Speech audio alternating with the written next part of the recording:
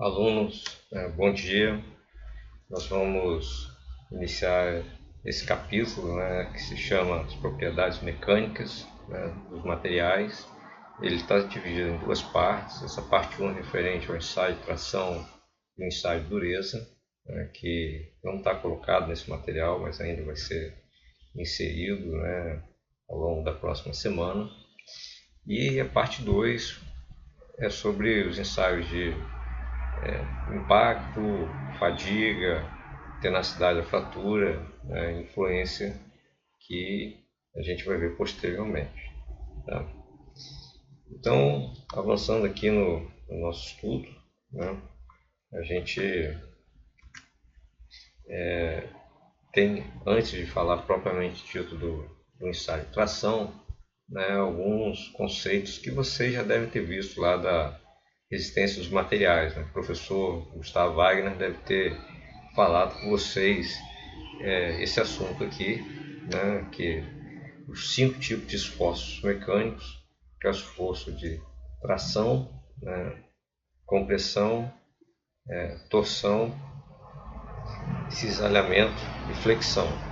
Okay? Sendo que torção é quase que um caso particular do cisalhamento, e a compressão ela é tração e compressão, flexão é tração e compressão atuando simultaneamente.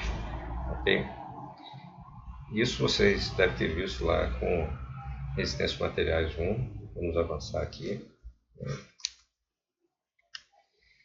E o que a gente obtém no ensaio de tração é um gráfico que tem esse comportamento, um gráfico de tensão por deformação, que ele tem uma parte reta, a gente fala que é a parte da região elástica, e uma parte curva, que é uma parte da região plástica.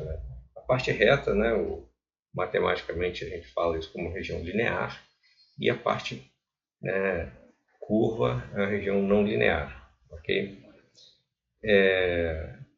E dentro desse gráfico aqui, a gente obtém aqui uma propriedade chamada módulo de elasticidade, que é a tangente desse ângulo aqui.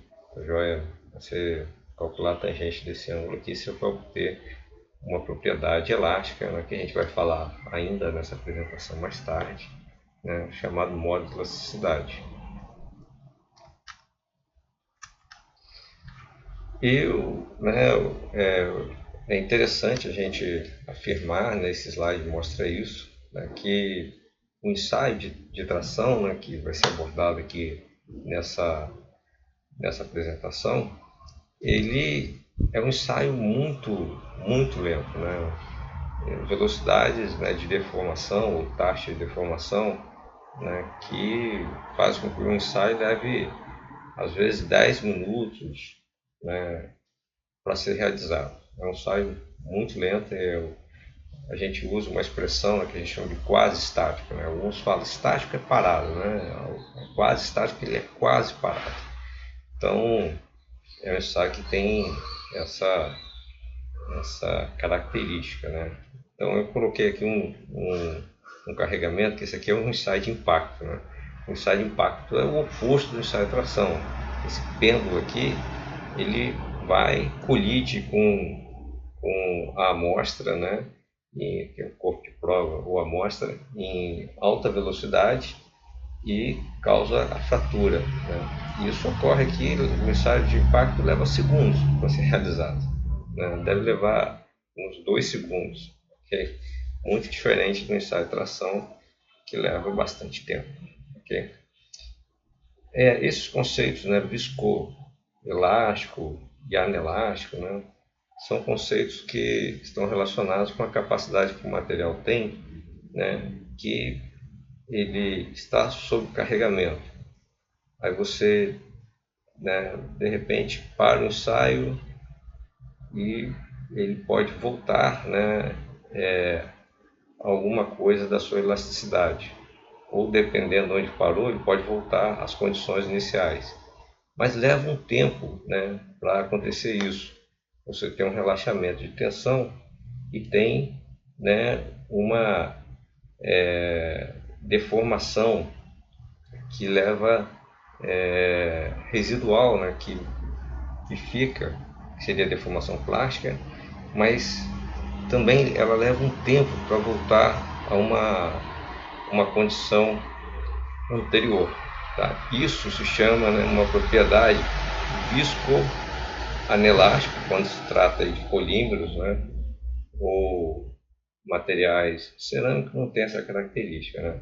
Tá? E quando se trata de metais, o viscoelástico a gente chama de anelástico. Okay? Então você aplica uma carga sobre o material, quando você retira a carga, o material ele leva um tempo, né, para voltar às condições iniciais, não é imediato. Tá? Isso é uma característica do material. Né? Então vamos avançar aqui. Então, falando especificamente do ensaio de tração, né, você vê as velocidades do ensaio de tração são velocidades muito baixas, né?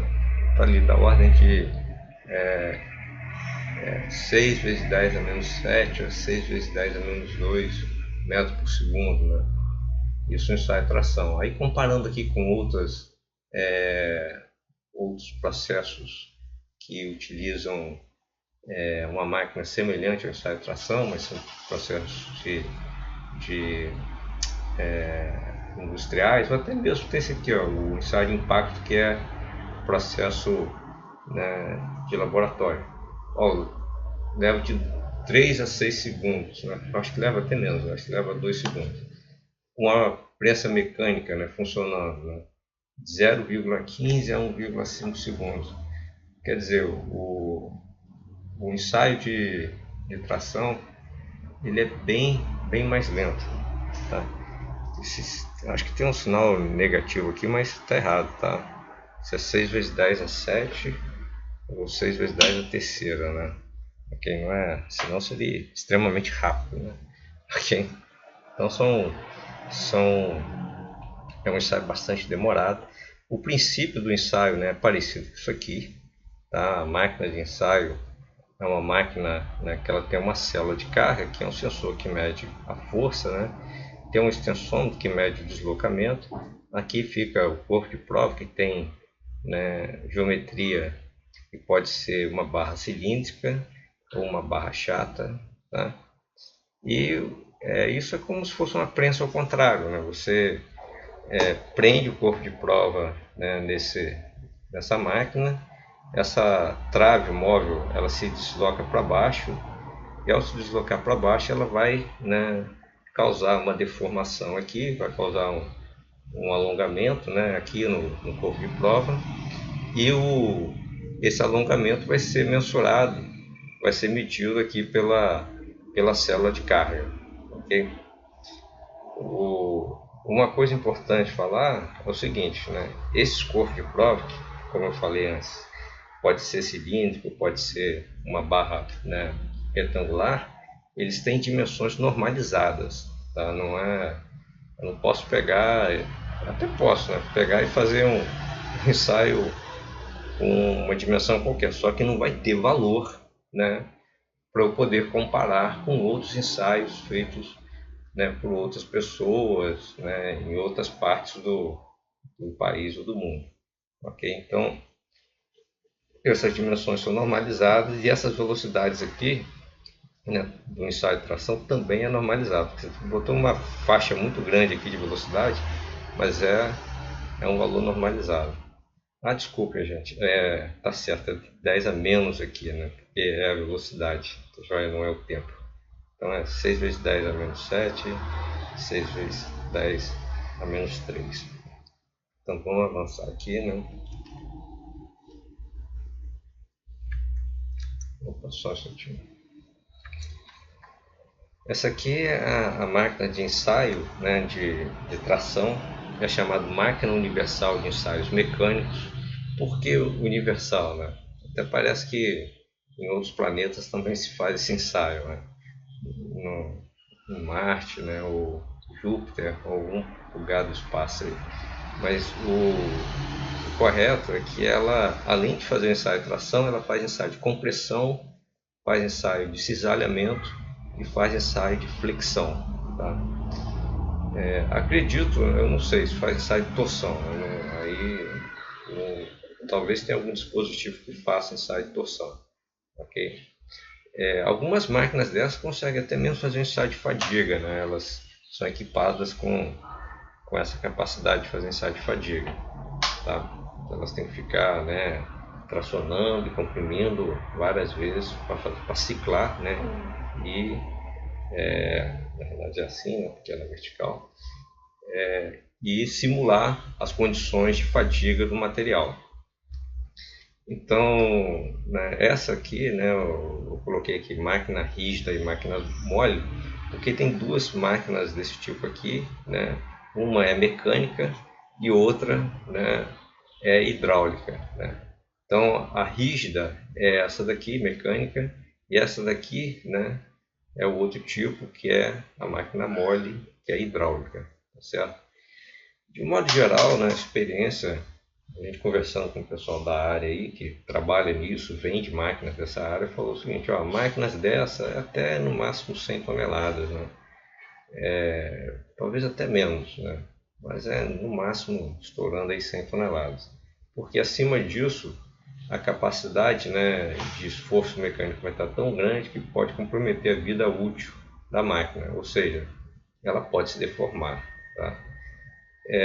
Agora, a máquina hidráulica, né, você tem máquinas hidráulicas aí que alcançam 200 toneladas, acho que até eu já vi uma de uma firma japonesa, né, de um fabricante japonês, que ela alcançava 270 toneladas, se não me engano era Shimatsu. Okay? Agora, a rígida, então essa é uma vantagem da máquina mole, né? Ela consegue maiores capacidade de carga, né? Sem ter problema de deformação da sua estrutura. Tá? Okay? Principalmente, né, isso aqui é como se fosse aqueles elevadores de carro de oficina, né? Tem uma rosca aqui dentro. E aqui a máquina mole não tem isso, né? Elas são pistões hidráulicos. Então os problemas aqui é principalmente no desgaste ali né, da rosca, né, do fuso que está aqui dentro, tanto numa coluna quanto na outra coluna. Semelhante, né, ao que está mostrado aqui, ó. Esse aqui é a rosca, né, no fuso. Ó. Então, para grandes capacidades você tem um desgaste, né, maior aqui. Tá? Então, pessoal, a máquina rígida, a vantagem dela é que ela consegue ser mais precisa, principalmente em relação ao modo de elasticidade, que é um dispositivo, que é uma propriedade, né, que a máquina mole, né, não consegue pegar, porque a máquina mole ela apresenta uma compressibilidade, né, muito pequena no fluido, né, e nos dutos, né, de escoamento do fluido, mas isso influencia, né, na precisão e acaba prejudicando a determinação do modo da cidade, que é uma propriedade muito sensível, né, em relação à precisão. Então, máquina mole pega isso aqui, o modo da cidade, e aqui não pega. Acho que é a única diferença. O Instituto Federal Fluminense de Guarulhos tem uma máquina dessa aqui, a EMIC, né? É o maior fabricante de máquinas, né? É brasileira, ou até parece que talvez uma multinacional americana comprou aí nos últimos anos aí, o maior fabricante do mundo, né? Que é a Instron. Mas até pouco tempo atrás era brasileira, né? A EMIC, a sede eu acho que é lá em Curitiba, né? No Paraná. E ela é o maior fornecedor de máquinas de ensaio de tração da América Latina, né? Ela é uma máquina tão boa que o produto, né, feito lá nos Estados Unidos da América não conseguia entrar no mercado porque ela, né, vendia um preço mais competitivo e com qualidade. Tá? O IFE de Guarulhos é uma máquina dessa aqui de 60 toneladas. Eu acredito que é a máquina de maior capacidade aqui na cidade, né, em termos de força, e deve ser, tirando ali Macaé, que tem as máquinas hidráulicas desse tipo aqui, né, lá atrás do parque de tudo da Petrobras, né, que eu já vi, uma empresa chamada Fluke. Aqui a maior, tirando Macaé, o IF Guarulhos, eu acho que tem a máquina de maior capacidade aqui no norte do estado do Rio. Né? No norte, eu acredito, no noroeste também. Então vamos avançar aqui. Esse slide, né, eu quis mostrar que o objetivo, né, do ensaio de tração é obter esse gráfico. Esse gráfico, deixa eu voltar aqui rapidinho, é o seguinte, ó, a amostra presa aqui, né, isso aqui desloca para baixo, e aqui está ligado ao computador, né, e o computador vai pegar o valor da força obtido da célula de carga e o valor, na verdade a célula de carga é esse aqui, eu botei lá para cima, mas nessa máquina aqui embaixo, obtido da célula de carga e do sensor de deslocamento, né, o tensômetro, e vai sendo plotado o gráfico de tensão por deformação. E esse gráfico, ele tem diversos aspectos, né? Para metal, a curva tem mais ou menos esse aspecto aqui, pode variar um pouquinho, né, num detalhe chamado escoamento, pode ter esse aspecto aqui, né, para polímeros do tipo termoplástico, né, que é o saquinho de supermercado ali, tá? O termorrígido, né, que são as resinas, é uma curva parecida com os metais.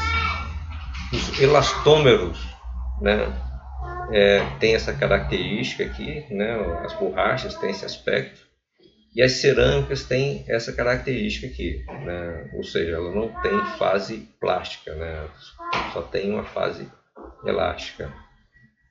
Então vamos avançar aqui. E como eu disse para vocês, né, o objetivo principal é ter esse gráfico, né, o gráfico de tensão por deformação.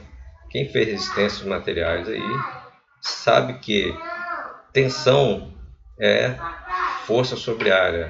Gente, só um instantinho que minha filha está chamando aqui. Oi, amor. Bem, acho que a minha esposa está com ela. Então, pessoal, o gráfico de tensão por deformação, né? A tensão é força sobre a área, vocês viram isso lá com o professor Gustavo Wagner, resistência de materiais, né? E deformação, né, é variação de comprimento dividido pelo comprimento inicial, tá? E pode ser dado tanto em você multiplicar por 100 para ser percentual, né? Pode ser dado em forma percentual, pode ser dado em unidade de comprimento dividido pela mesma unidade de comprimento, com milímetro por milímetro, metro por metro, polegada por polegada, tá? A conversão de um para outro é só multiplicar por 100 para virar percentual, ou dividir por 100, né? Se é percentual para virar, né, em unidade de comprimento por unidade de comprimento. Então, ó, aqui nesse gráfico, né, a gente observa que a amostra do corpo de prova, aqui eu não desenhei a cabeça do corpo de prova não, ele está reto, né? O que é a cabeça de corpo de prova?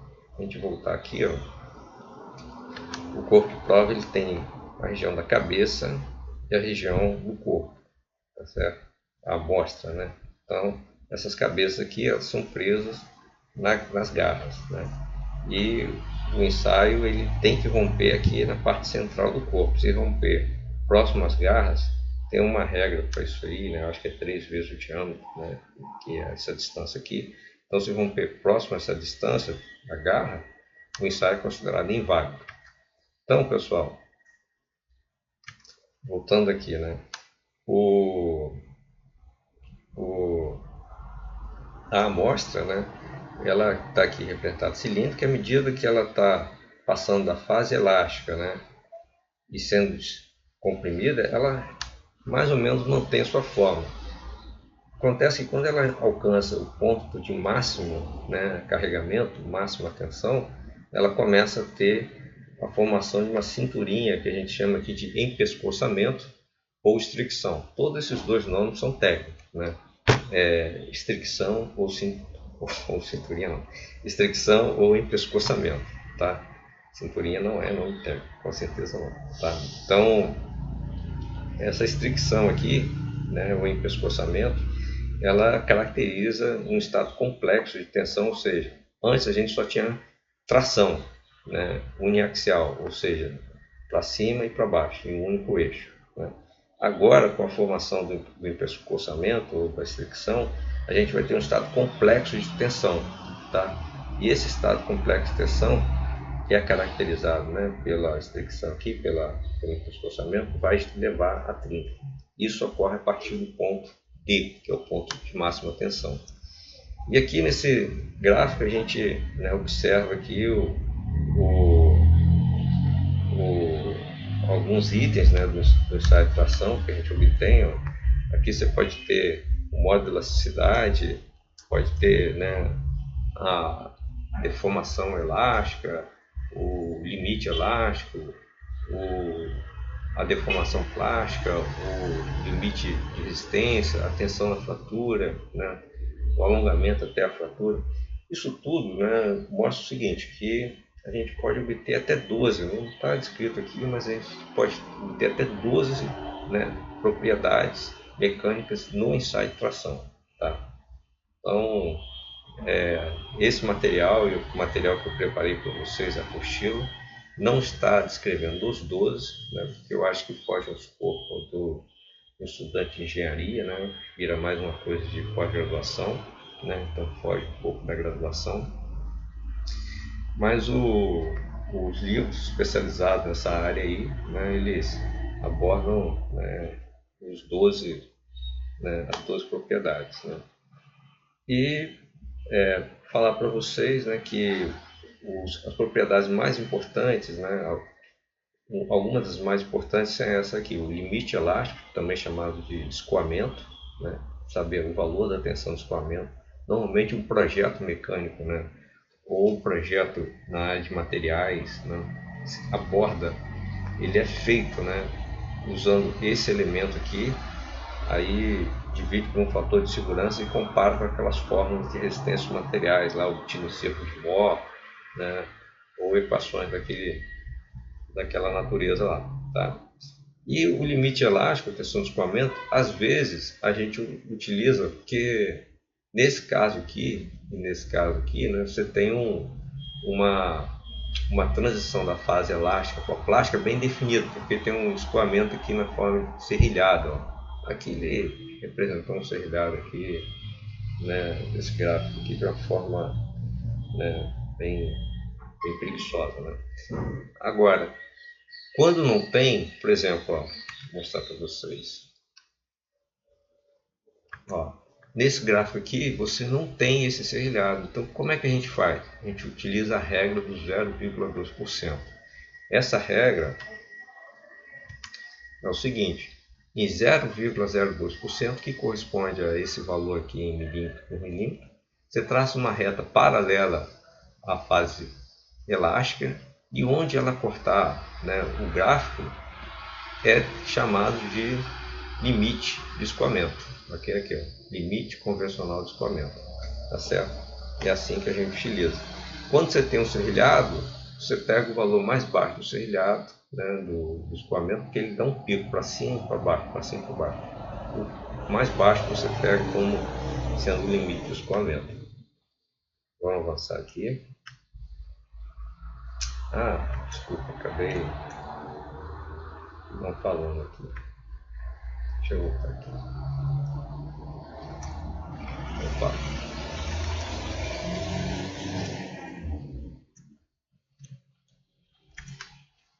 Aqui, ó, é uma representação, né, essa figurinha que eu acabei não falando, da estricção. Então, é corpo de prova, preso nas garras, a carga, né, que o deslocamento da trave está causando no corpo de prova, que é medido pela célula de carga. Né. Muitas vezes penso, por que não coloca força para o deslocamento aqui, em vez de tensão para deformação? Porque se a gente colocar força para o deslocamento, a gente iria influenciar em função do efeito geométrico, né, que é as dimensões do corpo de prova. Se a gente colocar, né, força dividido pela área, que é a tensão, e o alongamento dividido pelo comprimento inicial, que é a deformação, a gente elimina o efeito geométrico e aí dá para comparar o material de qualquer dimensão. Né? Dentro de um material, você pode falar, pô, né, quem suporta mais? Uma barra, né, de aço, né, de 10 milímetros de diâmetro de seção, né, ou uma barra de aço, né, de 20 milímetros de diâmetro. Em relação à tensão, né, a tensão que o material dá de resposta a uma carga externa é a mesma, tá? Porque você, quando coloca a área, né, no denominador, você racionaliza o efeito da seção. Ou seja, você tira o efeito da seção, né, sobre o denominador, que é a força. Tá? Então essa é a lógica aí de a gente usar a tensão de formação. Vamos avançar então, né?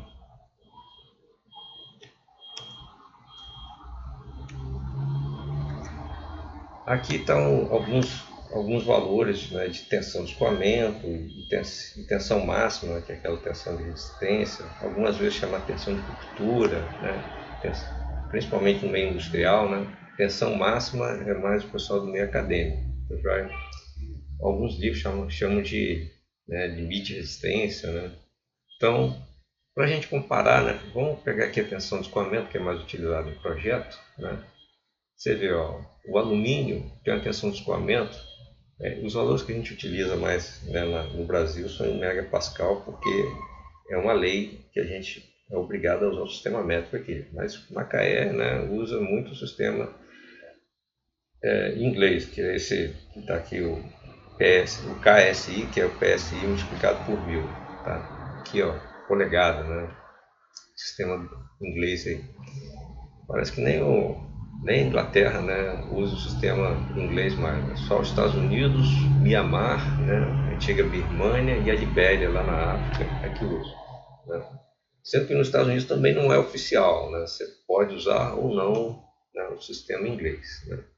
Agora, a Europa, a própria Inglaterra, né, e o Brasil, desde 1870, 73, era um decreto, né, do Brasil Império. Né? O Brasil Império, apesar de ter esse nome, era um país que se alinhava em termos de algumas coisas tecnológicas com o mundo exterior. Né? Então, desde 1873, usa o sistema métrico. E no sistema métrico é o megapascal que a gente utiliza para a tensão, né? Nessa área aqui de ensaio e tração.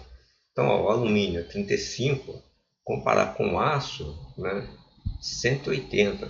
E eu vou falar para vocês, eu estou acostumado a fazer ensaio e tração em aço, né? Eu acho que esse valor aqui está até muito tímido, né? Eu já fiz vários ensaios e tração em aço 1020, ele dá em torno de 300, tá? Não sei que esse 180 aqui deve ser um aço, né, 1020 aí, muito michuruca aí que o pessoal utiliza. E é bom falar nisso, tá, pessoal? O Brasil tem tradição na fabricação de aço, acho que eu já falei isso para vocês, né? Nós estamos entre os 5 melhores aços do mundo.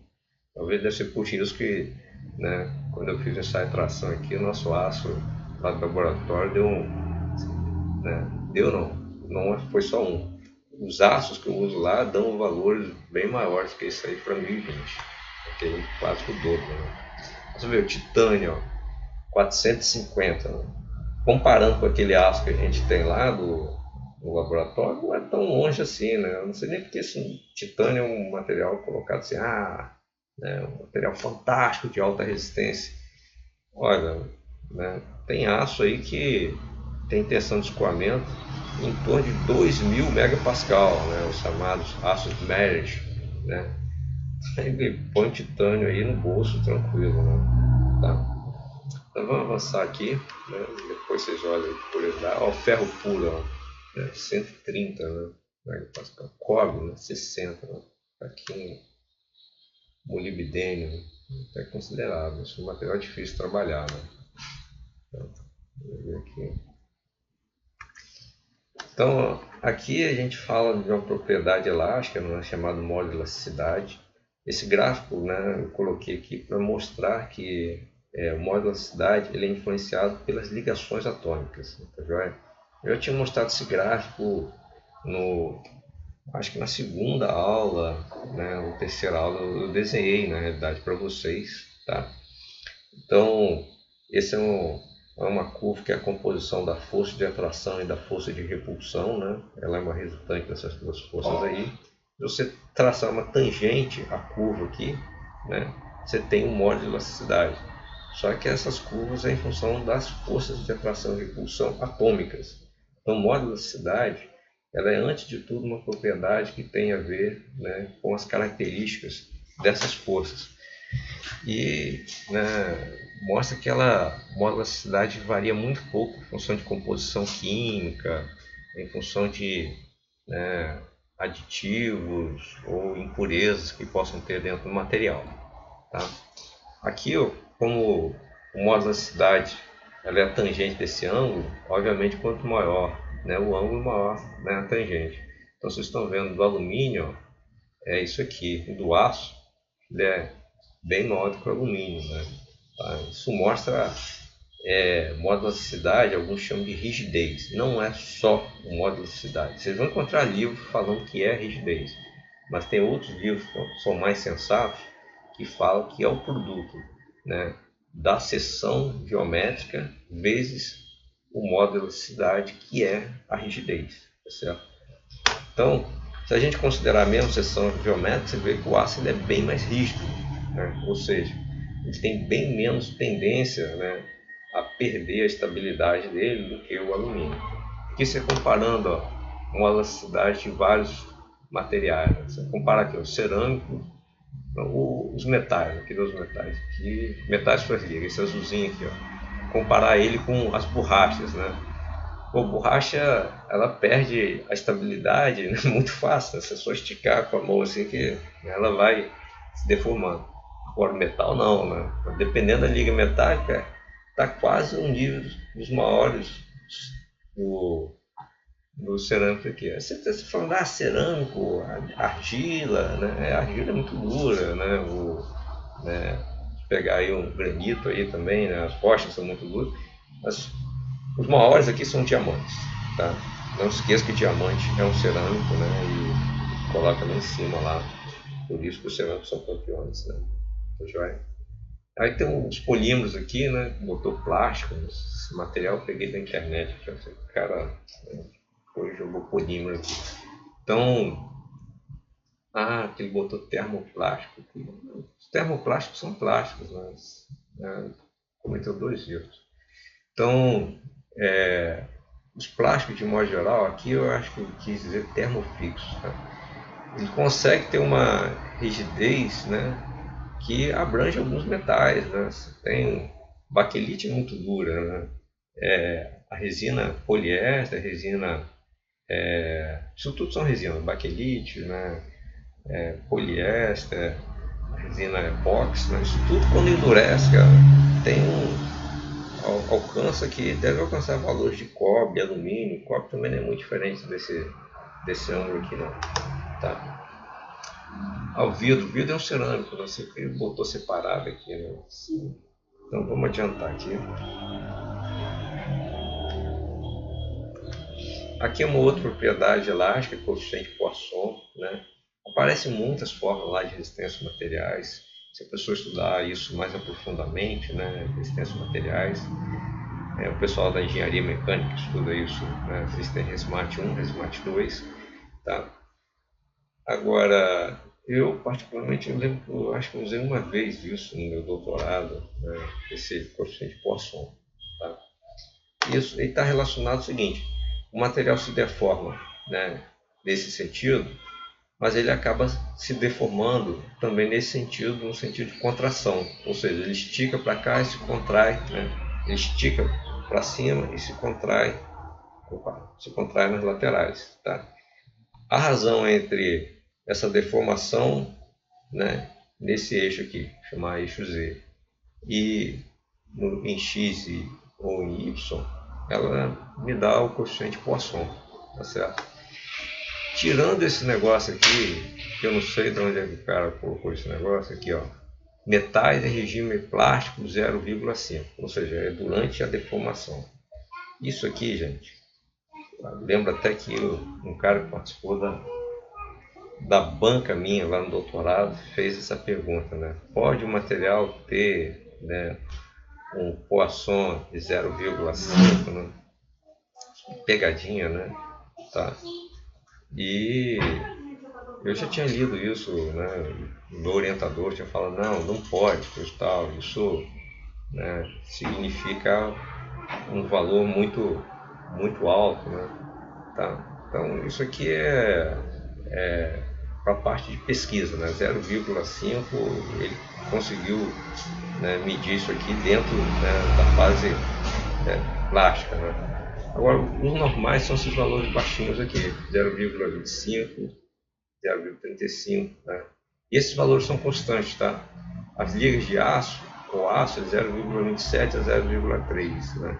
Latão é dentro dessa faixa aqui, alumínio é isso aqui, certo? Esse coeficiente de Poisson também varia muito pouco em função de composição química.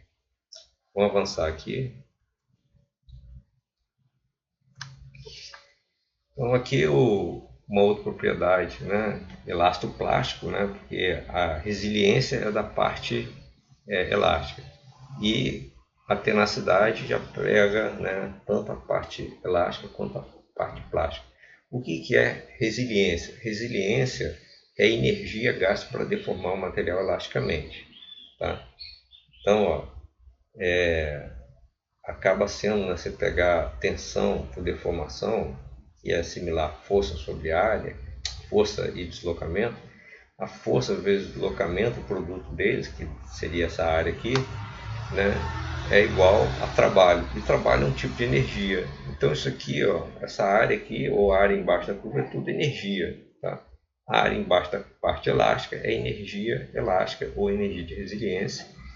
E a área, né, embaixo de toda a curva, não só da parte plástica. Tem gente que fala que tenacidade, né, pensa, né, não fala não, tem gente que pensa que tenacidade é referente à parte plástica, já que, né, resiliência é da parte elástica. Não, tenacidade é tudo, né?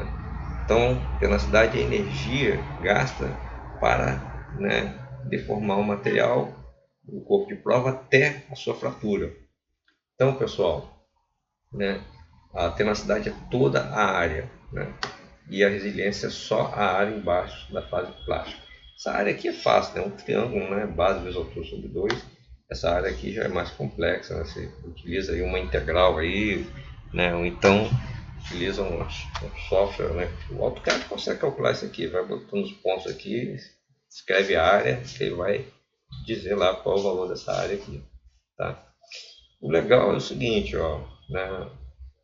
Muita gente pensa que o material tem grande tenacidade, né? Por português, tenaz tem um sentido de forte, né? Muito forte.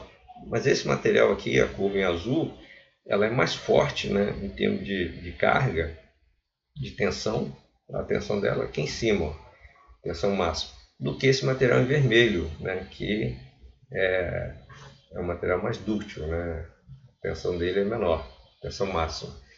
Mas a área aqui é maior do que a de cá. Então, o material dúctil ele é mais tenaz do que o material, né, frágil.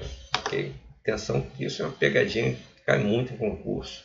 Né? Na época havia aqueles concursos da Petrobras, talvez um dia eu volte a ter, né? A gente não sabe, né? Qual é o futuro. Então, isso com certeza, né, é uma pegadinha que sempre cai. Tá? Vamos avançar aí. Né? E antes de avançar, falar um pouco, ó, resiliência, ó, se alguém quiser se aprofundar na área de materiais, né, aquelas fórmulas de critério de deformação, como critério da carga máxima, da força de cisalhamento, da carga de cisalhamento, ou critério de von Mises, é baseado nesse negócio aqui de resiliência, tá? Energia de resiliência. Aqui a gente tem, né, uma propriedade plástica, que é a dutilidade, mostra o quanto o material se deforma, né?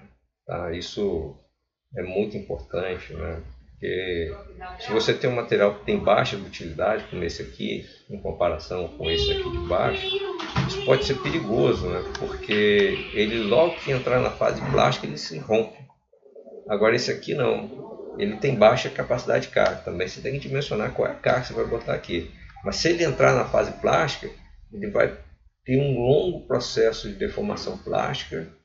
E esses processos de deformação plástica, se for longo, como é aqui, ou até aqui, ele é até visível, olho nu. Aí, até ele se romper. Né? Então, ele sendo visível, olho nu, até o rompimento, você toma uma providência, né? Manda parar tudo, tira a carga ali, né? Sai todo mundo de baixo, né? Porque vai cair. Então, você toma uma providência, né? Antes que ocorra, né? Uma falha, né? Catastrófica, com até consequências terríveis, né? Com perda de vida, tá certo? Então, isso aqui, né? A utilidade é uma característica, né? Uma propriedade muito importante. E ela pode ser calculada por 2 métodos, alongamento ou redução de área. O pessoal da indústria, né, usa muito o alongamento, né, e o pessoal da área acadêmica prefere usar a redução de área porque ela é mais precisa do que o alongamento. Tá? Agora, nos últimos anos aí, né, com calculadoras programáveis, né, com paquinho digital, está todo mundo usando redução de área. Eu acho que alongamento as pessoas usam muito pouco. Os relatórios que eu via lá na época, eu era funcionário da Petrobras, era tudo com redução de área. Né? Vou avançar um pouco mais.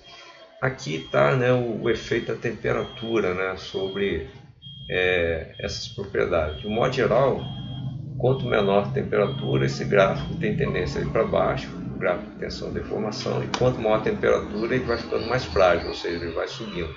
Tá? Então, menor temperatura ele fica mais dúctil, maior temperatura ele fica mais frágil.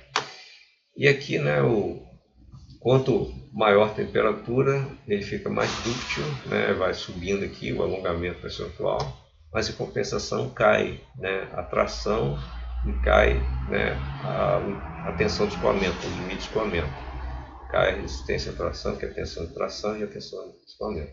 E o contrário lá de cá, né, vai ficando mais frágil, né, quer dizer, cai a temperatura, ele vai ficando mais frágil, porque o alongamento cai, e ele vai ficando também, aumenta a dureza, a tensão de tração aumenta, né, e a tensão de escoamento aumenta também. Isso varia de material para material, tá, pessoal? Isso aqui se eu não me engano, uma barra de alumínio, está lá na apostila de vocês, mas varia, é mais ou menos isso aqui para quase todos os materiais, mas tem alguns aspectos particulares aí. Bem, e por fim, né, falar para vocês o seguinte, que o ensaio de tração, né, ele tem essa curva aqui, né, que está o ponto M aqui, tá joia? E tem uma curva que não aparece no ensaio, o computador vai traçar automaticamente lá para a gente essa curva aqui do ponto M, que chama de curva de engenharia, que o computador utiliza esses parâmetros aqui, né, de tensão de engenharia e deformação de engenharia para calcular. Tá? Agora, na realidade, se a gente fosse utilizar a área a cada instante da deformação, porque a gente utiliza uma área constante e um comprimento também, né, constante. Agora, se a gente considerasse, né, a variação da área, que é essa área a cada instante, e a variação de comprimento, o comprimento a cada instante, né, a gente iria ter essa curva reta aqui, tá? Que ela pode ser corrigida em função daquele empescoçamento, aquela estricção, que é essa curva tracejada aqui. Isso mostra que essa curva de engenharia ela não é a curva real é essa daqui de cima, tá? Ou seja, na realidade, pessoal, o material suporta até mais, né, do que a gente trabalha ali no dia a dia. Né? A tensão de escoamento, que é a tensão que a gente utiliza no projeto, é a mesma para ambos. Mas aqui, ó, em termos de tensão máxima, ele suporta até mais. Tá? Mas isso tudo a gente coloca aí como um fator de segurança, está embutido aí, né, no fator, né, de segurança do material. Não se esqueçam, né, tem gente que fala, fator de segurança é um fator de medo, né, é um fator de... Né, minha filha vindo aí. É um fator de medo, é um fator de, né, de temor lá do pessoal da engenharia, de falha. Não é isso, cara. Quem diz isso, me desculpe os colegas, não é um pessoal que, né, não está sabendo, né, tratar desse assunto. Fator de segurança é porque existe uma imprecisão nesses gráficos, né? Esses gráficos você tem que fazer, né, para você obter um valor desse aqui, você tem que fazer 5 ensaios, né? Estatisticamente, o pessoal fala 3, né? Mas na prática a gente faz pelo menos 5 ensaios, né? Adota aí um critério de estudo aí para, né, descartar o maior e o menor que está fora, né, do ponto né, do ponto máximo e mínimo lá da gaussiana, e depois, né, faz a média de novo com os 3 restantes para falar, ó, esse valor aqui com 95% de certeza é esse aqui, né? Tá? Então é assim que é realizado. Então o fator de segurança ele engloba, né, a imprecisão, né, do material, né? O material, né, ele não dá exatamente a mesma resposta para, né, para cada ensaio realizado. Mesmo tendo o mesmo corpo de prova, o mesmo material, existe uma pequena variação. Dependendo do material, do tipo de material, até a variação é bem significativa, né? Em cerâmicos costumam ser bem significativos. Pessoal, o cerâmico não faz ensaio de tração. Pode até fazer, tá? Mas normalmente faz ensaio de compressão, porque tem um problema de prender a amostra cerâmica nas garras. Ou faz ensaio de compressão ou faz de flexão. Então tem uma imprecisão e também tem a questão do know-how, né? Uma indústria ela tem um know-how próprio e ela embute aquilo ali no fator de segurança, né? Então uma indústria que tem uns cálculos muito aprimorados, fabrica, por exemplo, um motor aí desde a década de 20, né? O fator de segurança dela é menor, né? Os motores são mais leves, mais potentes, né? E de maior desempenho, quer dizer, são mais econômicos. Isso é porque ela fabrica o motor desde a década de 20, o fator de segurança delas costumam ser menores, tá? E porque ela sabe que consegue suportar, tá? O fator de segurança é um negócio que é guardado a 7 chaves em cofres, né, dessas empresas, não é revelado, não costuma ser revelado, e quem sai falando do fator de segurança toma um processo judicial ou tem a língua cortada, né, como é na Idade Média, né? Vamos avançar um pouco aí. Então aqui as considerações finais, né, falar para vocês que existe essa região elástica, essa região toda aqui que é a região plástica, né? Tá? Essa aqui dentro da região plástica a gente tem 2 divisões, né? Uma região a gente já falou, é a região da estricção ou do empescoçamento, e outra região é a região do encruamento, né? O encruamento, vocês dão uma olhada lá na apostila, tá?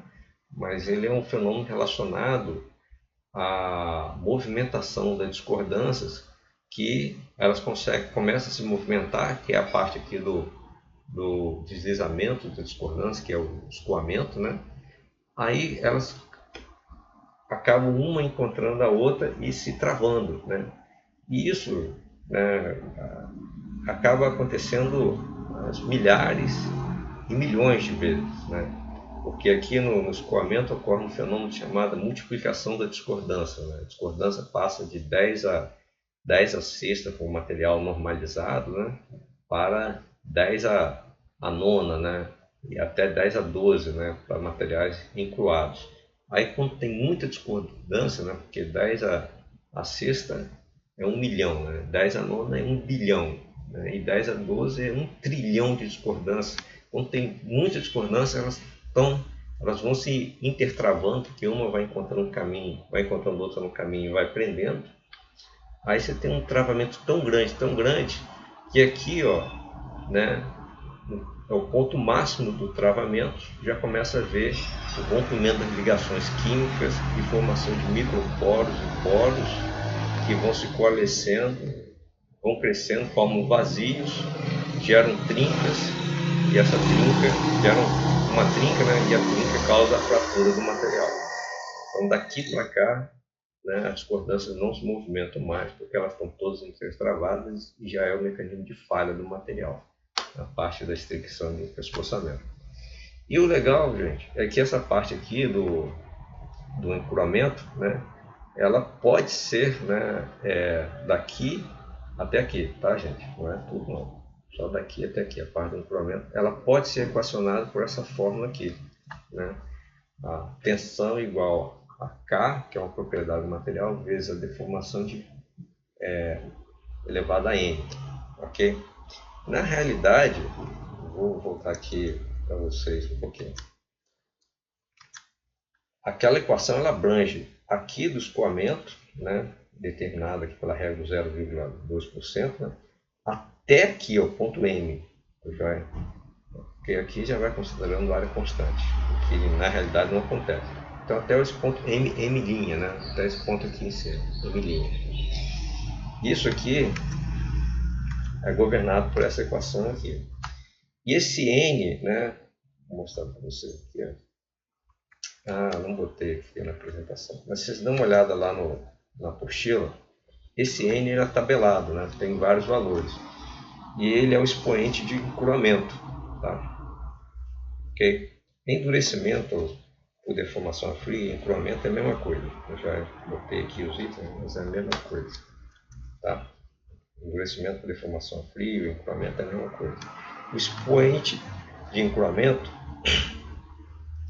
ele mostra para a gente o seguinte, o quanto que eu posso deformar o material sem formar trincas. Né? Então, por exemplo, né,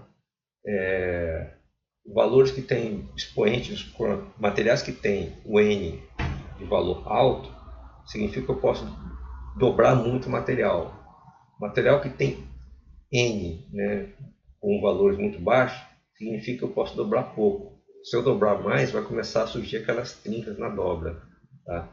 Então, isso aqui é muito importante para o pessoal que trabalha aí com formação mecânica, que são essas dobras que a gente faz em chapas, né, de metais, ok? Bem, vamos avançar aqui. Bem, finalizando, a gente chegou nas suas referências biográficas, né? Tá? O Callister é um livro que eu recomendo a todos. Esse material foi montado baseado principalmente aqui no Escland, ok? Mas o Callister também não fica para trás, eu usei muitas coisas do Callister aqui, tá? Mas o Escland eu quis usar porque eu já vi esse assunto tantas vezes no Callister, eu quis fazer com um material com uma biografia diferente, né? Para que não ficasse meio enfadonho, né? Para mim. Tá? Mas o Callister também é muito bom e é muito didático, né? Se vocês quiserem dar uma olhada lá. Apesar de ele se concentrar bem mais em metais, e aqui fala mais sobre cerâmicos e polímeros também. Fala mais que o Callister, né? Agora esse material aqui, né, muito legal, o Ashby, né? Estou com ele aqui, né? Esse livro, aqui é o volume 2, né? O volume 1 foi o que eu usei, tá ali atrás, uma pilha ali, livros lá atrás lá, né? Então, não sei se vocês conseguem ver aqui, olha lá. Tá? Esse livro é de um professor de Oxford, né? Ele é muito legal, né? Ele fala a parte de expoente de encurvamento, eu, né, me baseei nele, tá? A literatura tá né, baseado nele e no Callister, mas mais nele. Então, se vocês tiverem oportunidade de ter, eu recomendo para todo engenheiro ter o Callister, né? Tá? Independente qual área de engenharia, o Callister eu recomendo. Tá?